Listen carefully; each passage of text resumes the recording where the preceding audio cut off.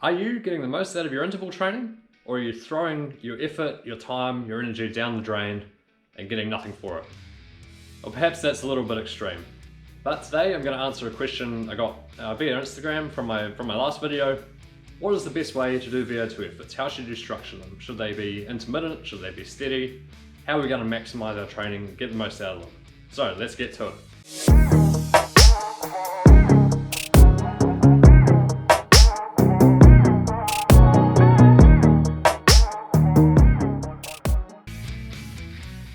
So I think to answer this, it first helps to know what is VO2 max, or what are we actually trying to train. And now this is your maximum ability to utilize oxygen, and the more oxygen we can use, the more power we can produce if we keep it extremely simple. If we go one level deeper than that and we break down VO2 max, we can essentially break it into two parts, so central and peripheral. Central being the lungs, the heart, the blood, their ability to take up oxygen, to pump oxygen, and the blood's ability to hold oxygen. And then peripheral, so the muscle, the capillaries, things like that, the mitochondria, the muscle's ability to utilize that oxygen. So we're wanting to train both of these in order to improve our VO2 max. And how is that VO2 max improvement going to benefit you? Well, essentially you can think of it this way. VO2 max is the maximum amount of oxygen you can use, and therefore the maximum amount of aerobic energy or aerobic power you can create.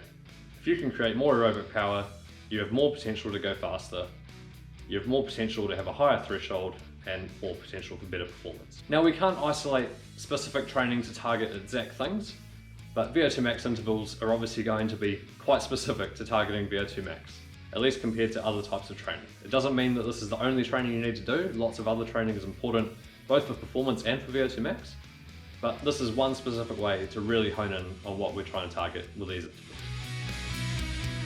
So the person who asked me this question was asking basically about intermittent versus steady intervals. So what do we mean by this? Here's an example of steady intervals. Here's another one such as intermittent ones. So you can see the steady ones, obviously a nice even power throughout the interval. And then the intermittent ones, you've got these bursts of power followed by lower bits of power. But there's other ways we can do these intervals too. So we can have a hard start and then a steady, lower steady state after. We can have a steady state at the start and a hard finish. We can have a hard start, steady state, and then a hard finish. And there's essentially infinite ways you could combine all these things if you want to. So what are the positives and negatives of each one? So steady intervals. In theory, you're going to get the highest power output holding a steady power throughout the effort. So we can get the highest power output for the effort. But we might not get the highest oxygen consumption. And having oxygen consumption close to that VO2 max, or close to your maximum oxygen consumption capacity, is one of the best ways to improve VO2 max. So what can we do that might let us spend more time or do more work close to that VO2 max? So one thing we can do is create these bursts within the intervals. So we go hard, you use that anaerobic system a little bit more, but you basically create a demand for oxygen. And then you go easy, you can recover a bit, but still typically around threshold or potentially over. So you still end up maintaining quite a high oxygen consumption during that. And then you do another burst, you get this big little bit of an anaerobic spike, and then that creates even more demand for oxygen, and so on and so forth until the interval's finished. So this can create extra demand for oxygen because of all these bursts in it, but it is quite fatiguing. You're also relying quite a bit more on having some anaerobic power or anaerobic capacity in there to really get that oxygen demand up. So if we want to get the best of both worlds, what's an option we could use? Well, that option is a hard start interval, and these have been shown to basically create that oxygen demand by going hard early. So maybe it's the first 30 seconds, first minute, you go a bit harder than the rest of the interval. So you got this hard burst at the start, but it's only one burst and it's not super long. Then for the remainder of the interval, you're then at a steady state. But obviously that steady state after the hard start is going to be at a lower intensity or lower power output than if you had just ridden the whole interval at a steady power output. So if we go one level deeper physiologically than what I just went, what are we going to look at when we look at each of these different type of intervals? So in the steady one, we've got a high power we can maintain throughout the interval. And this is going to give us a nice high oxygen consumption throughout the interval. But it is going to take some time to get to a high oxygen consumption. Remember, when we start exercise, we don't just get to a high oxygen consumption straight away. It takes a while for our oxygen utilization to catch up to that demand.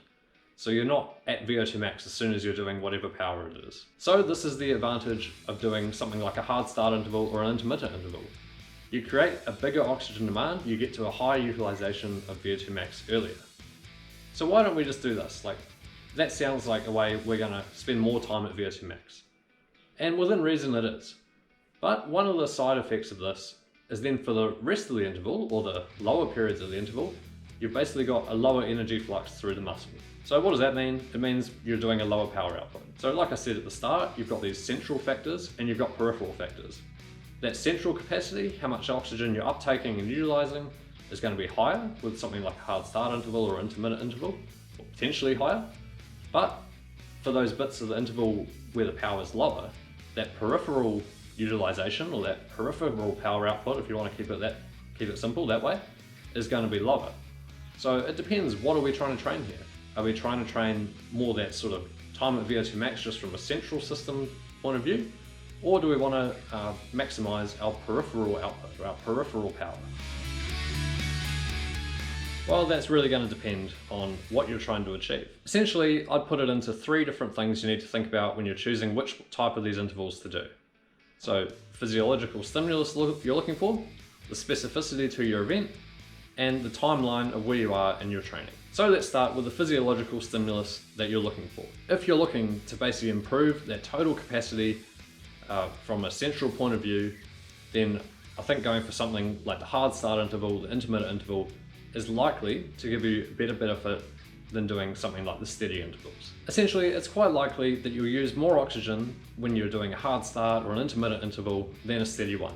You'll get that oxygen consumption up earlier, and it will remain high for the rest of the interval, therefore you spend more time close to VO2 max.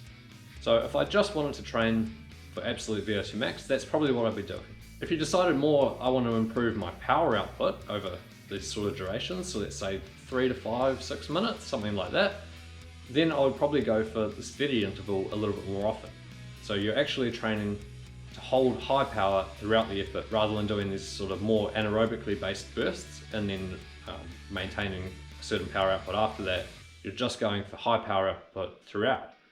Now perhaps this has slightly lower oxygen demand and utilization compared to the intermittent or hard start interval, but you'll likely achieve a slightly higher power output, and if you're going for that, then I'd choose this option. Then the last thing, specificity.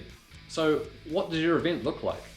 Is your event, or what you're training for, quite often hard bursts or surges and then a recovery that's still quite hard and then another surge? Is it a surge and then settle in and just try and not die too much? Is it steady and then you've got to finish really hard? And that will give you some idea as well of which of these intervals might be most specific to your situation. So the way I would likely do this is, of course, again, going to depend on the individual, but let's take some generic individual. What would I do? Generally, I'd start them off with some steady intervals. So just get used to riding in this sort of power range, this sort of zone, the feeling of what it's like to these intervals. They're hard, they're not easy, so just doing something simple for a couple of sessions and getting used to it is probably the way to go. Then, early in the phase, in that case, I'd probably go for something like the hard start intervals, intermittent ones, really get time at that high VO2 max, rather than going for any sort of power or specificity aim with these sessions. Then, as we get closer to the event, I might start focusing more on maybe the steady intervals or the higher power, or more likely, make it more specific to the event. So something like the hard start, steady through the middle, and hard finish might be very specific to like a 5-minute hill climb at the end of a cycling race, or the steady interval with a hard finish or something like that. The intermittent ones are definitely very specific to a bike race if you're attacking, having to recover, and so on and so forth. Now, of course, the other thing to consider is you don't have to just choose one of these intervals. You can do multiple of these intervals. Maybe you've got 2 sessions a week or a session every week. You can vary it up, or even just do both kinds in one session. There's no reason you can't do a steady interval followed by intermittent one, followed by a steady one, followed by intermittent one. That's not going to throw off your training. It's going to give you the best of both worlds. So done right, any of these intervals are a really powerful stimulus for VO2 max and aerobic development.